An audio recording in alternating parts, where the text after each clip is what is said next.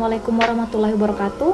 Perkenalkan, nama saya Andi Nurul Uswatun Hasanah dari jurusan Teknik Informatika dan Komputer, Prodi Pendidikan Teknik Informatika dan Komputer. Dalam video kali ini, saya akan memaparkan hasil kerja saya mengenai pemrograman dasar, perulangan, while, dan do while pada bahasa C++.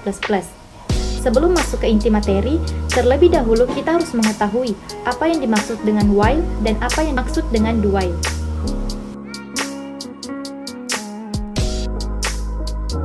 Setelah mengetahui apa yang dimaksud dengan while dan apa yang dimaksud dengan do while, langsung saja kita masuk kepada pemrograman yang pertama, yaitu pemrograman while. Baik, langsung saja kita masuk kepada pemrograman yang pertama, yaitu pemrograman while. Jadi yang pertama kita buat dulu yaitu headernya, yaitu pada baris pertama dan baris kedua. Kemudian pada baris keempat kita masukkan in main. Kemudian pada baris kelima langsung saja kita buat variabel in, misalnya variabelnya itu z.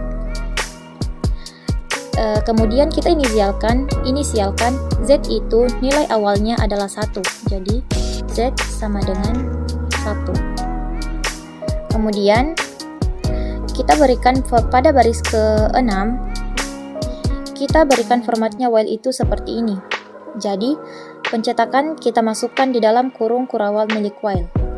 Di dalam kurung kurawal milik while di sini. Jadi semisal kita akan mencetak sesuatu ketika z ini kurang atau sama dengan z kurang dari atau sama dengan 10. Selama z ini kurang atau sama dengan 10, kita akan terus melakukan aktivitas cetak di dalamnya. Setelah dia tidak memenuhi syarat, baru kita akan menyelesaikan programnya.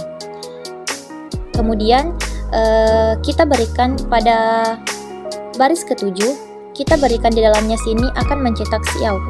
Apa yang dicetak yaitu z yang memuat nilai 1. Lalu di sini kita berikan titik. Jadi semisal nanti angka 1 titik, kita menuliskan saya pergi. Lalu di sini saya berikan atau saya tambahkan end line.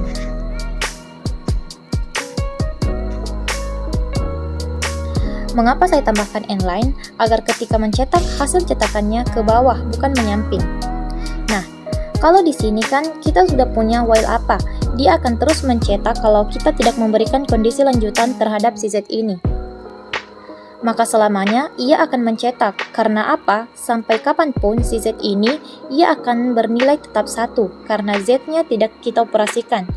Jadi setelah mencetak, kita harus mengoperasikan variabel z, agar dia terus bertambah dan mencapai titik di mana si z itu memiliki value 10. Jadi, kita tambahkan z plus. Kemudian, setelah kita berikan kondisi lanjutan, hasilnya seperti ini. Kemudian kita jalankan programnya, dan hasilnya seperti ini. Mungkin hanya itu yang dapat saya sampaikan untuk pemrograman pertama. Kita lanjut ke pemrograman yang kedua, yaitu pemrograman do while. Baik, masuk pada pemrograman yang kedua, yaitu pemrograman do while, di mana do while ini hampir sama dengan while. Bedanya yaitu do while ada do-nya. Nah, untuk do while ini sedikit berbeda. Maksudnya apa? Di dalam do while ini akan ada sesuatu yang dilakukan. Kita tuliskan formatnya seperti ini. Jadi nanti format do apa yang akan terjadi, dan di bawahnya kita tuliskan while. Seperti ini formatnya. Jadi, sesuatu yang akan kita ulang berada di dalam do. Ia akan dilakukan di dalam do, maksudnya di antara kurung kurawal pembuka dan kurung kurawal penutup. Dan while-nya dituliskan setelah do. Contohnya ketika saya akan mencetak angka 1 sampai 10. Di sini saya punya integer z, di mana integer z ini bernilai 1. Di sini akan di-cout angka 1, maksudnya variabel z yang bernilai 1. Di-cout variabel z. Kemudian saya tambahkan end line. Jadi, kapan si Z di Xiao di dalam do? Z di Xiao di dalam do ketika si Z kurang dari atau sama dengan 10. Ketika Z kurang dari atau sama dengan 10. Di sini, kalau kita ingin mencetak Z sebanyak 10 kali, otomatis ketika Z kurang dari 10, selama Z kurang dari atau sama dengan 10, ia akan dicetak. Jadi kalau stepnya seperti ini, bisa kita pastikan bahwa Z-nya akan dicetak terus-menerus, karena di Z ini nilainya akan selalu 1. Jadi langsung saja kita jalankan programnya. Dan hasilnya seperti ini, di mana ia akan terus looping dan tidak ada batasnya, karena angka 1 atau variabel Z akan selalu kurang dari atau sama dengan 10, nilainya tetap 1.